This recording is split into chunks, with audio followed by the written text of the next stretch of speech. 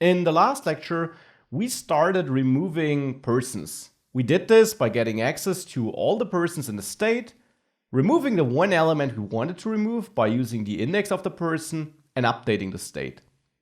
The flaw of this approach is that in JavaScript, objects and arrays are reference types. So when I get persons from my state, as I do here, I actually get a pointer to the original persons object managed by React. To the original state, I should say.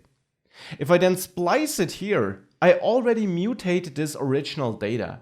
And whilst it does work without throwing an error, this is not really how you should do it. This can lead to unpredictable apps and is definitely a bad practice. A good practice is to create a copy of your persons array before manipulating it. And a simple way of doing this is by calling the slice method. Slice without argument simply copies the full array and returns a new one, which is then stored here.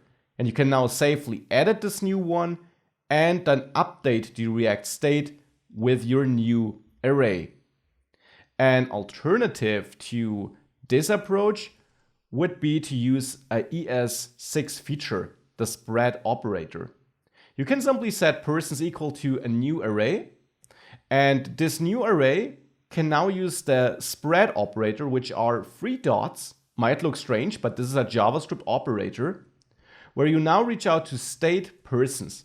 What this does is it spreads out the elements in this array into a list of elements, which simply then gets added to this array. So that now we have an array, a new array, with the objects from the old array, but not the old array itself.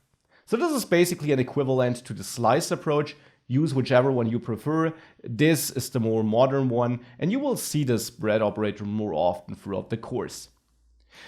With that, we got the same behavior as before, and we didn't fix the error messages with that. It still works as before, but I can tell you it is the better approach of updating state. You should always update state in an immutable fashion, so without mutating the original state first. Create a copy, change that, and then update the state with setState. Still, there are things we can and should improve about our list though.